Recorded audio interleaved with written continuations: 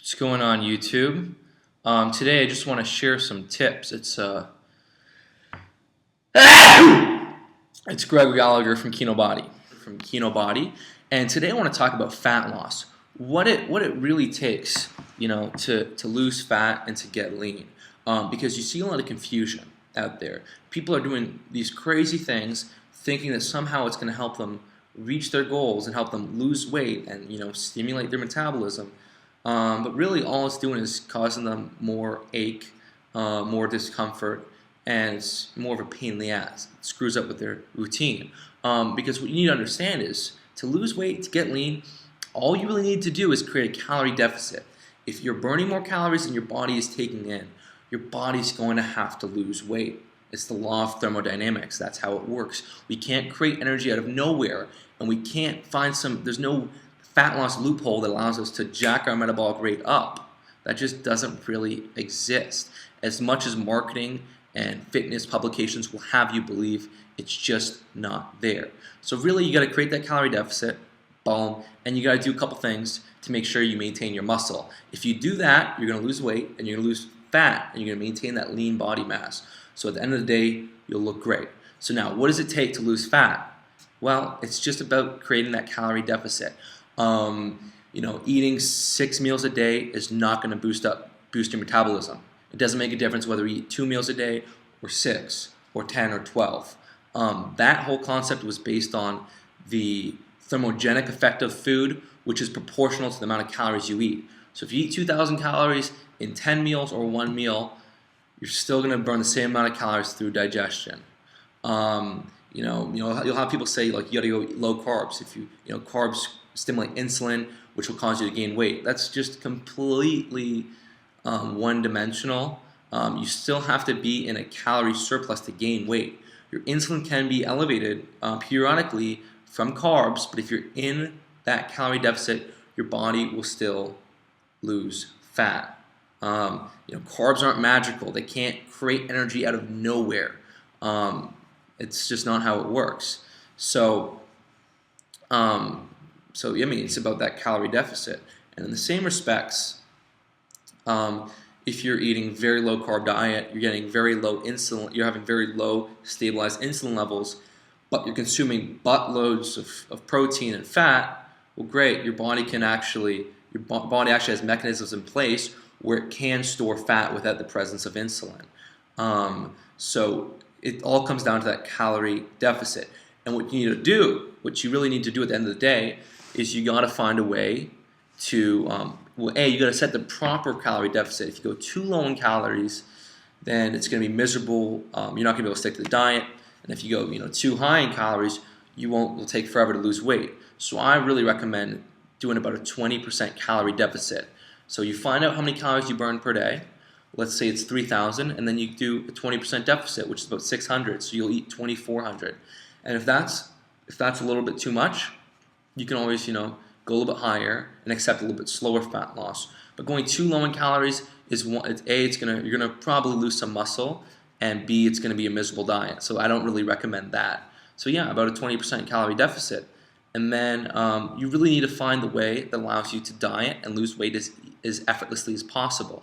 So for some people, maybe you like to eat every 3 hours. That's cool. That's what works for you. That's what you need to understand. We need to understand as well is that it's not magical. You got to find the meal pattern that suits you. A couple other important things. You got to get enough protein to maintain muscle. That's 0.82 grams per pound. That has the maximum benefit. So if you're a 200-pounder, it's about 164 grams of protein per day. That's not that much. It's not as much as you've been led to believe in fitness magazines and bodybuilding forums.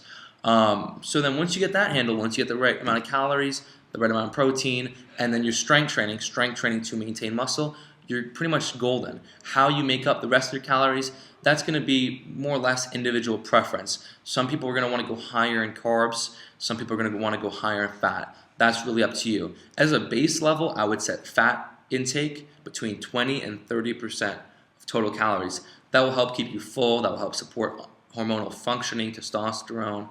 It will help make the meals taste less bland because fat gives it more flavor.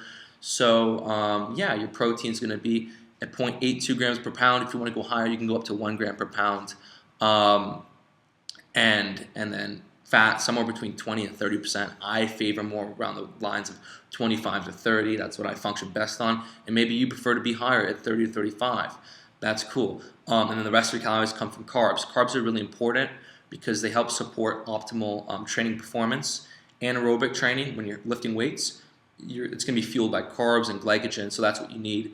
Carbs will also help with sleep, recovery. They'll support that testosterone to cortisol ratio. So carbs are important. Now, the food choices you pick are also very important because natural, wholesome foods will help keep you full.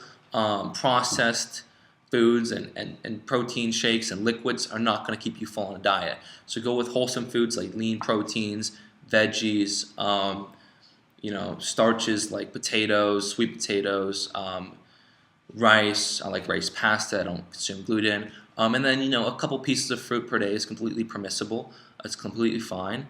I don't go too high in fruit just because I don't like to snack. I eat like 2 big meals a day, maybe some light protein, a small light protein meal as well. I find that adding fruit to a meal doesn't really enhance the fillingness of a meal. I like to fill up on the meat, the vegetables, and the starches. But having 2-3 pieces of fruit per day is healthy. It's great for you. There's a lot of nutrients. But when you go too high in fruit, it's a lot of fructose, and fructose isn't really efficient at replenishing muscle glycogen and elevating leptin, a hormone that helps stimulate metabolic release. So, yeah, I think that 3 or 4 pieces of fruit per day max. But you got a lot of carbs. Usually, you'll have a lot of carbs to work with if you're an active individual, and most of those carbs should come from your starches, potatoes, pasta, rice. So that's how I approach fat loss. You got to do what works for you. Find the right amount of calories you need to consume to lose weight, and then make it as enjoyable as possible. It's okay to have some junk, even every day. A lot of the time I'll have like these Chapman ice cream bars. They have 150 calories each. I have like 2 of them. Sometimes I'll have them every single day. As long as I'm in a calorie deficit, as long as I'm getting my protein and my macronutrients, I know that's completely fine. So that's what you need to understand. And even if you go eat out, that's cool. Just stick to your calories, your proteins, your fats. Eating healthy, natural foods 80-90% of the time is great. But you don't have to be a food Nazi. That's really what fat loss is about. Get the calorie deficit in. Mostly wholesome foods, protein. Get your protein, fat, carbs. Lift weights, and you'll lose fat. You'll look better, and you'll maintain your muscle mass. So that is all I have to say about fat loss. No single food macronutrient is going to make you fat. It's the law of thermodynamics. So leave your questions and comments below, and I think it's important to understand that you got to really do what works best for you as long as you stick to those concepts: the calories, the strength training, the protein. Take care. Bye-bye.